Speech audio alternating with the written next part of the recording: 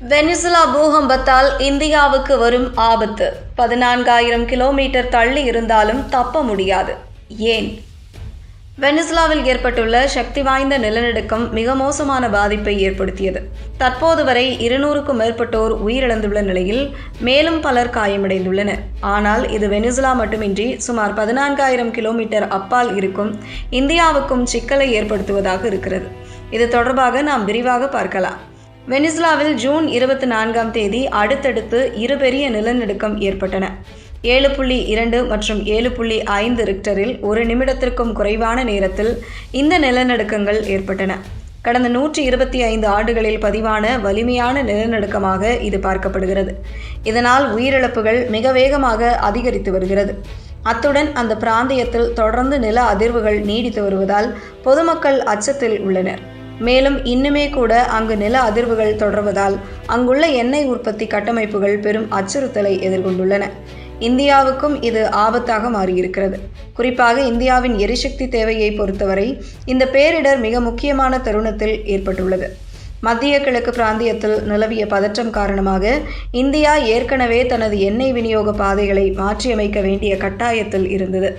சமீபத்தில்தான் அமெரிக்காவும் ஈரானும் அமைதி ஒப்பந்தத்தில் கையெழுத்திட்டன. இதன் மூலம் ஹார்முஸ் ஜலசந்தியில் நிலவி வந்த போக்குவரத்து தடைகள் நீங்கும் என்ற நம்பிக்கை இந்திய சுத்திகரிப்பு ஆலைகளுக்கு ஏற்பட்டிருந்த நிலையில் தற்போது வெனிசுலா நிலநடுக்க வடிவில் புதிய சிக்கல் எழுந்துள்ளது. குறிப்பாக இந்தியாவின் ரிலையன்ஸ் இண்டஸ்ட்ரீஸ் மற்றும் நயாரா எனர்ஜி போன்ற தனியார் எண்ணெய் சுத்திகரிப்பு நிறுவனங்கள் வெனிசுலாவின் கனரக கச்சா எண்ணெயை சுத்திகரிப்பதில் அதிக ஆர்வம் காட்டி வருகின்றன. ரஷ்யா தனது கச்சா எண்ணெய்க்கு வழங்கும் சலுகையை படிப்படியாக குறைத்து வரும் சூழலில் வெனிசுலா ஒரு சிறந்த மாற்றாக உருவெடுத்தது.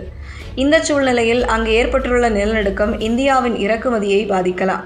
இது தொடர்பாக EDME இன்சூரன்ஸ் புரோக்கர்ஸ் நிறுவனத்தின் நிர்வாக இயக்குனர் குணால் கண்ணா கூறுகையில், இந்திய சுத்திகரிப்பு ஆலைகளுக்கு வெனிசுலா சமீப காலமாக ஒரு முக்கிய கச்சா எண்ணெய் சப்ளையராக உருவெடுத்துள்ளது. எனவே அங்கு உற்பத்தி மற்றும் ஏற்றுமதி துறையில் ஏற்படும் எந்த ஒரு சிறிய இடையூறும் இந்திய சந்தையில் எரிபொருள் விலையை கூட பாதிக்கலாம் என்றார். மத்திய கிழக்கில் நிலவிய நிச்சயமற்ற சூழ்நிலைக்கு மத்தியில் கடந்த ஏப்ரல் மற்றும் மே மாதங்களில் வெனிசுலாவில் இருந்து கச்சா எண்ணெய் இறக்குமதியை இந்தியா கணிசமாக அதிகரித்தது.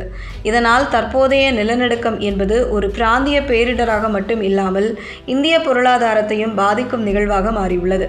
வெனிசுலாவின் எண்ணெய் கிணறுகள் நேரடி சேதத்தில் இருந்து தப்பினாலும் கூட அங்கு நிலவும் கடுமையான மின்தடை, உள்நாட்டு போக்குவரத்து பாதைகள் சேதமடைவது மற்றும் துறைமுகங்களில் விதிக்கப்பட்டுள்ள கட்டுப்பாடுகளால் கப்பல் போக்குவரத்து பல வாரங்கள் தாமதமாகலாம் என்கிறார்கள். வெனிசுலாவின் முக்கிய எண்ணெய் ஏற்றுமதி மையமாக இருக்கும் லா குவைரா ஏற்கனவே பேரிடர் பாதித்த பகுதியாக அறிவிக்கப்பட்டுள்ளதால் கப்பல்களில் எண்ணெய் ஏற்றுவது தற்காலிகமாக ஸ்தம்பித்துள்ளது. தென் அமெரிக்காவில் இருந்து இந்தியாவுக்கு எண்ணெய் கொண்டு வர வழக்கமாகவே 40 முதல் 50 நாட்கள் வரை ஆகும். தற்போதைய தாமதங்களால் கப்பல்கள் துறைமுகங்களில் நீண்ட நாட்கள் காத்திருக்க வேண்டியிருக்கும். இதனால் இந்தியாவின் சுத்திகரிப்பு ஆலைகளுக்கு தேவையான கச்சா எண்ணெய் கிடைப்பதில் கால விரயம் ஏற்படும். கப்பல் தாமதங்கள் காரணமாக கூடுதல் கட்டணங்களை இந்திய நிறுவனங்கள் செலுத்த வேண்டியிருக்கும். இது ஒட்டுமொத்த இறக்குமதி செலவை உயர்த்தக்கூடும். இந்த நிலநடுக்கத்தின் தாக்கம் வெறும் எண்ணெய் இறக்குமதி மற்றும் கப்பல் போக்குவரத்துடன் மட்டும் நின்றுவிடுவதில்லை.